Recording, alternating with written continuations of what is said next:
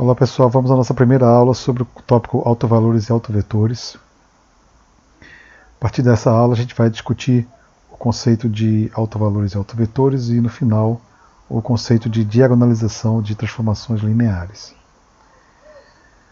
Muito bem, o problema é o seguinte, né? Considere uma transformação linear de V para V.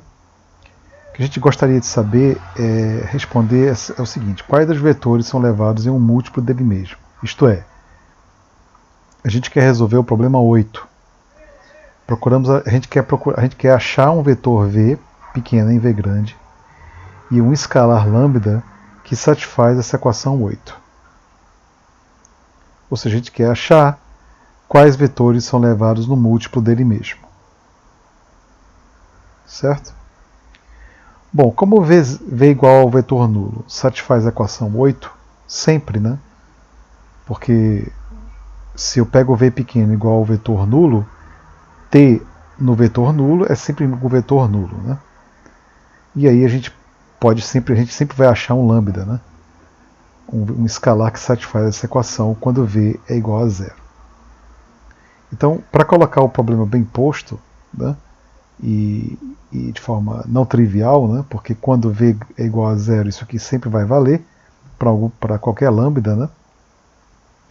Então a gente está interessado em determinar quais vetores V, diferente do vetor nulo, que satisfaz 8 para escalares lambda. Certo? Então a gente está interessado em resolver esse problema, achar vetores não nulos que satisfazem essa equação 8 para algum lambda. O escalar lambda a gente vai chamar de alto valor de t. E o vetor V pequeno, um alto vetor de t associado ao alto valor lambda. Certo? Ok. Minha primeira definição, então, é o seguinte, né? Seja T uma transformação linear, então se existirem vetores V pequeno, não nulo, e lambda, números reais, que satisfazem essa equação, TV é igual a lambda V, ou seja, T de V ele é elevado no múltiplo dele mesmo, onde V é não nulo, a gente diz então que lambda é um alto valor de T e V é um alto vetor de T grande, associado a lambda. Certo? Então essa é a nossa definição de autovalores e autovetores. Bom, eu gostaria de observar o seguinte: primeira coisa é que autovalores eles podem ser nulos. Mesmo que os autovetores, por definição, a gente está pegando vetores não nulos, os autovalores podem ser nulos. Né? Pode, por exemplo, uma transformação linear ser não injetora e pode estar levando vetores não nulos em vetores nulos. Né? Por exemplo, se minha transformação linear for injetora. Bom, vamos fazer alguns exemplos, né, para a gente entender o conceito de autovalores e autovetores. Né? Eu vou pegar uma transformação linear de R2 para R2, uma transformação que é simplesmente TV é igual a 2V. Repara que nesse caso, 2 é alto valor de T. Né? Por quê? Porque para qualquer vetor xy, diferente do vetor nulo, né, esse vetor será autovetor associado ao alto valor 2. Né? Porque T de V é igual a 2 de V. Então esse é o primeiro exemplo, um exemplo bem simples, onde eu estou forçando, de fato, pela definição, né, que qualquer vetor não nulo será alto valor de 2. Esse cara é o alto valor. Uma outra transformação mais interessante é você pegar uma transformação de R2 para R2 dada por essa função aqui. Txy é igual a x menos y. Então vamos ver lá quem são os autovalores e autovetores dessa transformação. Bom, observe que essa transformação ela é descrita por essa matriz aqui. Né? Pego essa matriz e transformo xy neste vetor aqui, x menos y. Bom, repara que os vetores da forma 0y, essa matriz coluna, né, são tais que satisfaz essa relação aqui. Né? A matriz da transformação linear, quando eu multiplico 0y, vai me dar 0 menos y, que é igual a menos 1 vezes 0y. Ou seja, vetores da forma 0y, onde y é não nulo, são autovetores. E o autovalor associado a esse autovetores é o escalar menos 1. Certo? Então, como eu falei, todo vetor 0y, onde y é diferente de 0, será autovetor associado ao autovalor λ igual a menos 1. Bom, além disso, se eu pego esse vetor da forma x0, repara que esta matriz multiplicada por x0 leva no mesmo x0. Ou seja, o meu autovalor vai ser igual a 1 e o autovetor vai ser associado a esse λ igual a 1, vai ser os vetores da forma x0, onde x é diferente de 0. Certo? Então, nesse caso, a minha transformação linear ela tem dois autovalores, 1 e menos 1. Vetores associados ao autovalor menos 1 são da forma 0y, onde y é diferente de 0. E os vetores, autovetores associados ao autovalor menos 1 são esses vetores aqui. Né? Ao contrário, desculpe. Os autovetores associados ao autovalor menos 1 são esses vetores aqui, 0y, né? Onde y é diferente de 0. Os vetores associados ao autovalor λ igual a 1 serão esses vetores x0, onde x é diferente de 0.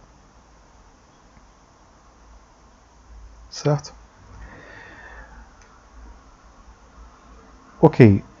O próximo exemplo é um exemplo de uma transformação linear que não admite autovalores.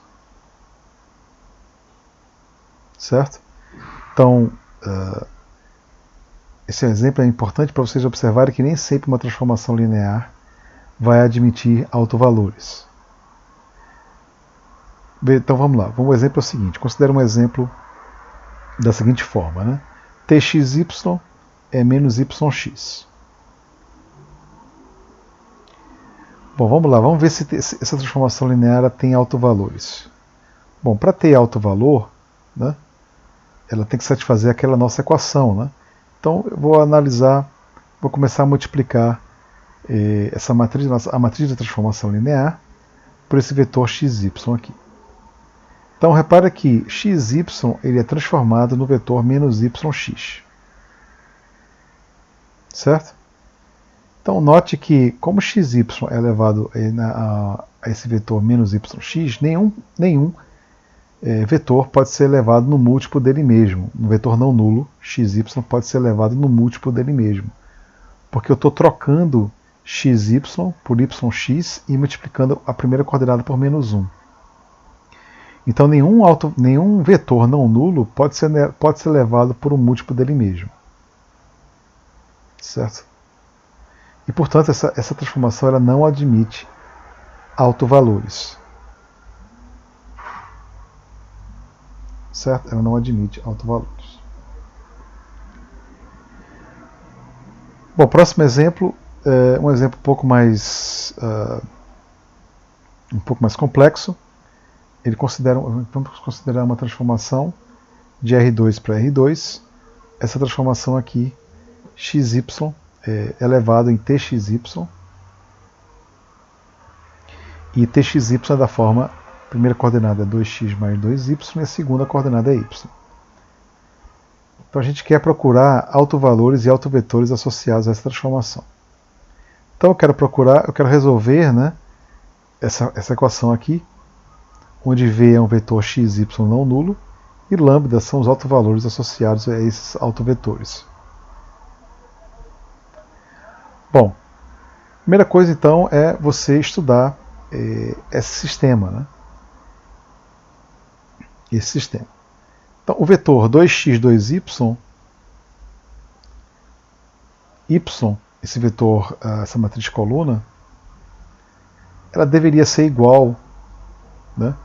Para você achar os autovalores e autovetores, resolver essa equação significa resolver esse sistema, né? 2x, 2y, y tem que ser igual a lambda xy. Xy são os autovetores que a gente está procurando. E lambda são os autovalores que a gente está procurando associados a esses autovetores. Certo? Então, esses autovetores x e y devem satisfazer essa relação, né? Esta matriz coluna tem que ser igual a esta matriz coluna. Então a gente tem o seguinte sistema de equações, né? 2x mais 2y tem que ser igual a lambda x e y tem que ser igual a lambda y. Bom, a gente tem dois casos a considerar, né? Quando y é diferente de zero e quando y é zero. E por que eu dividi nesses dois casos? Ora, porque quando y é diferente de zero, automaticamente eu sei que lambda tem que ser 1. Né? Isso não necessariamente vale se y é zero, né? Porque se y é zero, essa relação aqui ela é inútil se y for zero. Porque zero seria igual a zero. E aí você precisa resolver, somente essa primeira equação seria relevante. Quando y é diferente de zero, você já tem uma informação importante, que lambda tem que ser igual a 1. Então essa é a razão que a gente dividir estudar essa equação em dois casos, quando y é zero e quando y é diferente de zero. Bom, então vamos lá. Vamos resolver então o primeiro caso, onde y ele é diferente de zero. Bom, se o y é diferente de zero, é porque, como eu falei, né, lambda tem que ser igual, obviamente, tem que ser igual a 1. Bom, se lambda é igual a 1, da primeira equação, que é essa daqui, então eu saberia dizer que 2x mais 2y tem que ser igual a x. Né? E por conseguinte, y tem que ser igual a menos meio de x. Então a conclusão é que o conjunto de autovetores associados a esse autovalor vai ser dessa forma aqui. X menos x sobre 2, onde x é diferente de zero. Né? Quaisquer vetores da forma x e a segunda coordenada menos x sobre 2, onde x é diferente de zero, será autovetor para essa transformação linear. Por quê? A gente acabou de resolver, né? Qualquer vetor daquela forma que eu expliquei vai realizar a igualdade. Esta matriz coluna vai ser igual a essa matriz coluna para lambda igual a 1. Certo? Então, o lambda igual a 1 será autovalor dessa transformação e os autovetores associados a esse autovalor, lambda igual a 1, vai ser esse conjunto aqui, esse conjunto aqui esse conjunto de vetores da forma x menos x sobre 2, onde x é um número diferente de zero. Então, a letra A diz então que sempre que o y vai ser diferente de zero, a gente consegue resolver consegue achar, né, os autovetores associados a essa transformação linear e também os autovalores correspondentes. Né? Nesse caso vai ter um autovalor para aquela classe de autovetores. Né? Bom, agora, mas eu vou ter outras possibilidades. Né? Outra possibilidade para estudar esse sistema é quando y é zero. Bom, se y é zero, essa equação é inútil, como eu havia falado. Mas aí o que acontece, né? Se o y é zero,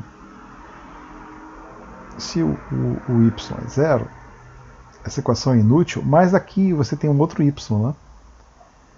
Então, dessa primeira equação, eu tenho que 2x tem que ser igual a lambda x. Repare que x e y não podem ser iguais a zero simultaneamente. Se um for zero, o outro não é zero. Certo? Como y é zero e xy não é um vetor nulo, então necessariamente essa equação, como eu falei, é inútil. Esse y aqui é zero na primeira equação, mas como o y já é zero, o x não pode ser zero, porque o par xy ele não é o vetor nulo, então x não é zero. Então eu teria que 2x tem que ser igual a lambda x. Ora, nesse caso, como o x não é zero, eu tenho necessariamente que o quê? Eu tenho necessariamente que lambda tem que ser 2. Não é isso? Então, da primeira equação, tenho que 2x mais 0 é igual a lambda x e, portanto, lambda tem que ser 2. Então lambda será autovalor dessa transformação, e o conjunto de autovetores associados a esse autovalor vai ser o conjunto dos vetores x0, onde x é diferente de 0. Certo? E aí a gente achou então que essa transformação linear ela tem dois autovalores distintos, né? O autovalor lambda igual a 1 e o autovalor lambda igual a 2. Para lambda igual a 1, você tem um conjunto de autovetores, que é esse conjunto aqui. E para lambda igual a 2, você tem esse conjunto de vetores, de autovetores, que é esse conjunto aqui de baixo.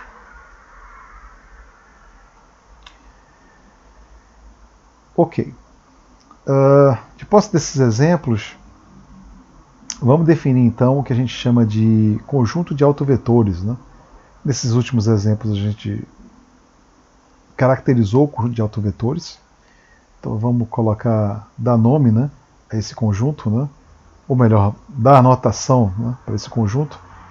Seja T uma transformação linear, e vamos assumir que T admite um autovalor lambda. Então eu vou definir V de lambda como sendo o conjunto dos vetores não nulo que satisfaz essa equação aqui, a equação fundamental, né, dos autovalores e autovetores.